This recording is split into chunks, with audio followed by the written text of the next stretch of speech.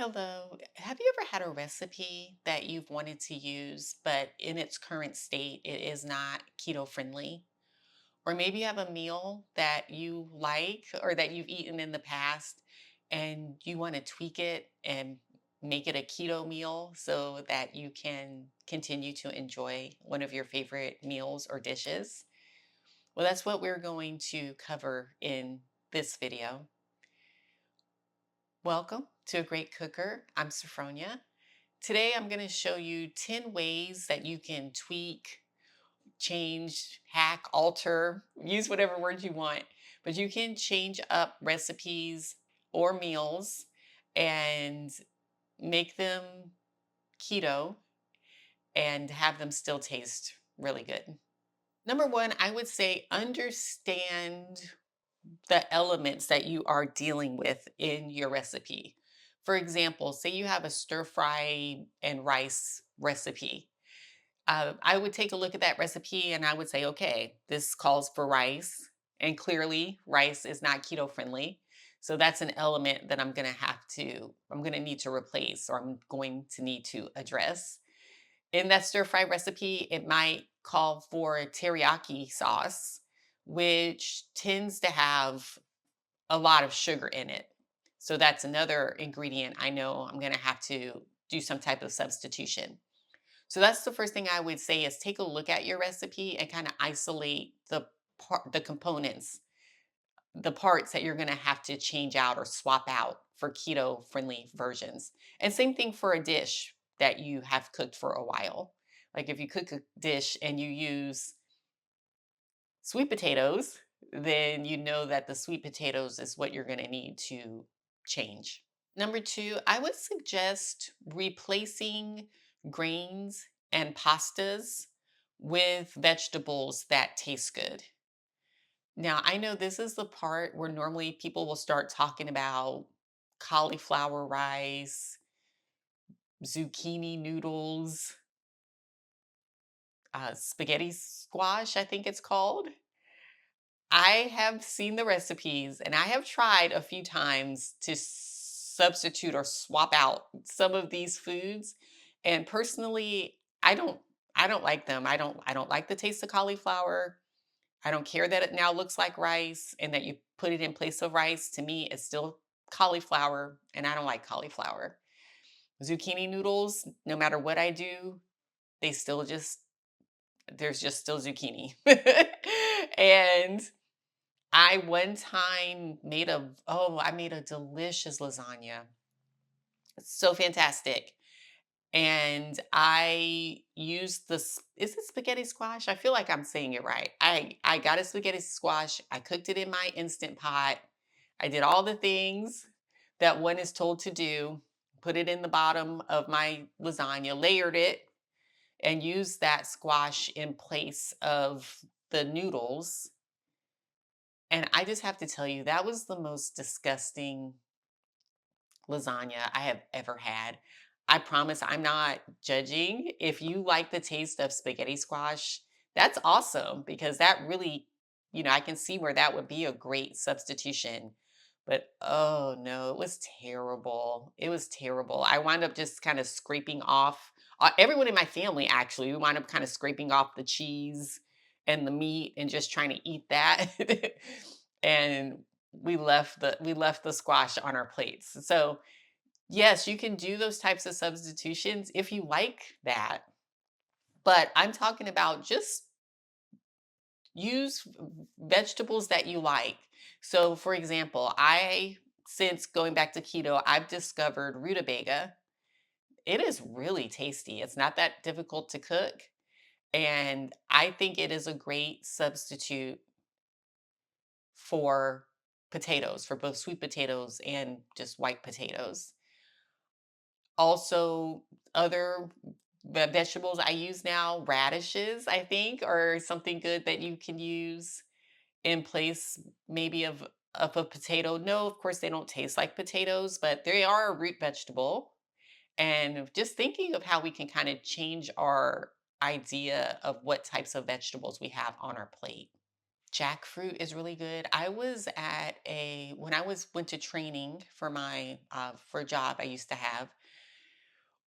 They served us lunch every day, and one of the days I thought I was eating. I thought I was eating like chicken fajitas or maybe even pork fajitas. And as it turned out, it was jackfruit. And that is maybe the one substitution where I would say you could substitute a fruit, a jackfruit for meat, and it really worked. It had the texture, and it had the taste, and it was so good. So jackfruit is something to keep in mind.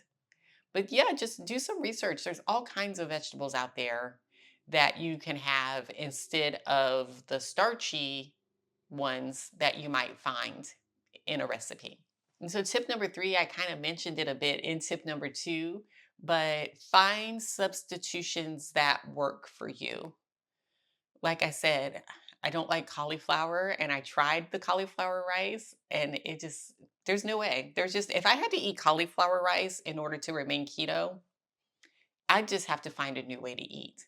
So, sure, try new things, try new substitutions, and see how you like them. But definitely keep the ones that you enjoy eating. Like I figured out I enjoy eating asparagus, and I didn't know that before. So when you come across a new vegetable that you've tried and you like it, add it to your keto arsenal as a potential substitute. So I would say definitely find and use substitutes that you like, because you don't want to force yourself to eat foods that you don't like or that you find nasty just because they're keto or just because they're healthy. It doesn't matter if it's keto or not if your buds don't agree with the food. Number four, you definitely want to look out for and replace sweeteners in recipes. It is amazing all the different names for sugar that you might find in a recipe. Did you ever see Daddy Daycare? I know that is an old movie, but there's this really cute scene where the little girl, her mom tells the daddy daycare workers that this little girl is allergic to sweeteners. And the little girl starts listing off all these really long names for sweeteners. And there were several of them.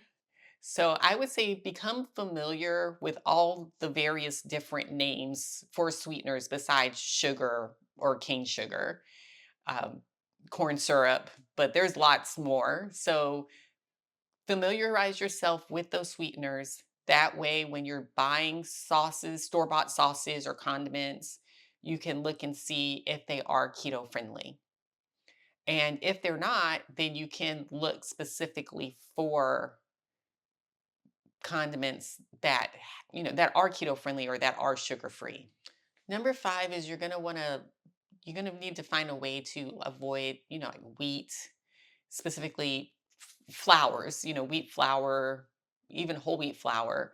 You If you're in keto, then you're not eating those more than likely.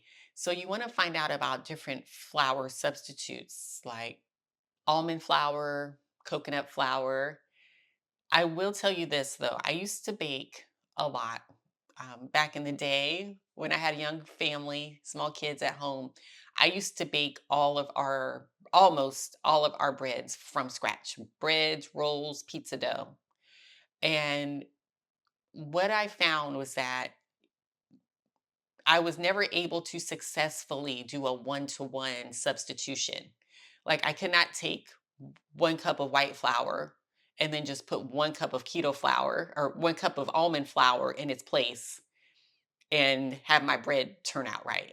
I'm just being honest with you. I tried. That just never worked.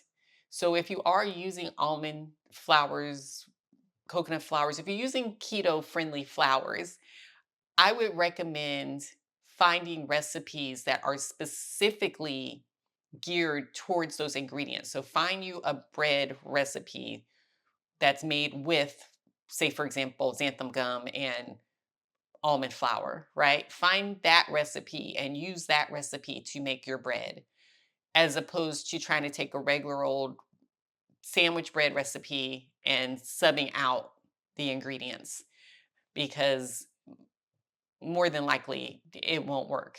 But you can bake keto. You can bake keto goods. But like I said, you're probably going to want to find specific keto recipes to do that. Number 6 is get your carbs from vegetables. I do cook keto friendly. My recipes for the main part are keto recipes. On my channel, I don't really get into the amount of carbs you can have, macros and all of that. I don't do that here. I'm not a nutritionist. But if you are cooking this way and living this lifestyle, then you are aware, or you can easily find out about those sorts of things. I know when I first started keto, I thought that you just couldn't have carbs at all. And thankfully, I found out that that's not true. It's just you want a very limited amount. And so I think that a great way to get carbs is through your vegetables. There are numerous keto friendly vegetables. I mean, you can just do a search, for them, and you might be surprised at some of the vegetables that are low carb and that you would be able to eat a good amount of, and that would help you to feel satiated when you're eating your keto friendly meals. For number 7, when you are tweaking recipes or tweaking meals, remember that seasonings are your friend. Sometimes the only way to make a dish keto friendly is just to remove some of the ingredients. There might be certain things, there's just not an acceptable substitute, and so you're just going to have to leave that out.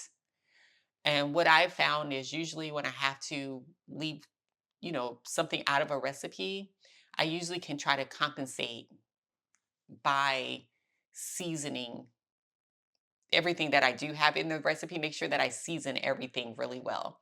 Because if you put the right seasonings in your food, um, you probably won't recognize or remember that you had to remove some of the ingredients. Number 9, when you're trying to eat healthy and say you're using a recipe that calls for something canned or jarred, read the labels very carefully. We already talked about reading the labels, looking for sugars. Also, read the labels looking for gluten, looking for flours that you don't eat. Even if you have something and it says keto, even if it says keto on the label, still flip that bottle or that can around to the back and look at the nutritional information and look at the ingredients and verify that it actually is keto friendly. Of course, we know false advertising is illegal and it should not happen, but we don't have to leave our health up to others, right? You can read and look for yourself and make sure that you're not putting something in your body that you don't want there. Number 10, I would say adjust cooking methods for better flavor. So, say you had a recipe and you're going to wind up, say you're going to get rid of the rice because that's not keto friendly, and you think, well, okay, that's fine. Instead, I'm going to use jicama. I'm going to chop up some squares of jicama and I'm going to cook and eat that instead of rice. A really great way to cook jicama is to roast it in the air fryer. So when we all know how to cook rice, right? You just boil some water, put your rice in there. It's not really much effort.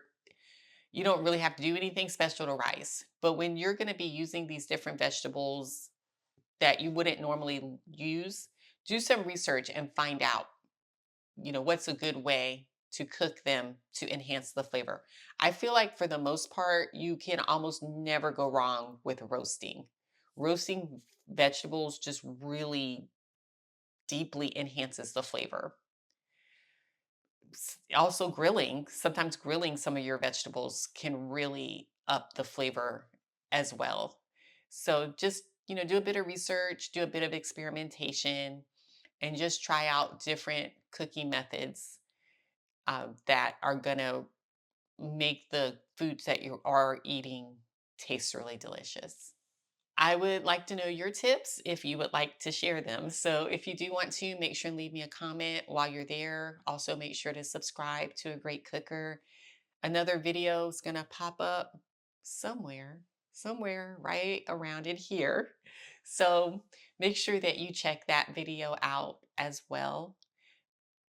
Hopefully, it'll be a keto video, but before I became keto, I cooked all kinds of foods. So, but we'll see if the algorithm aligns the right video for you. I want to thank you so much for watching and for tuning in to this video. And I will definitely see you in the next one.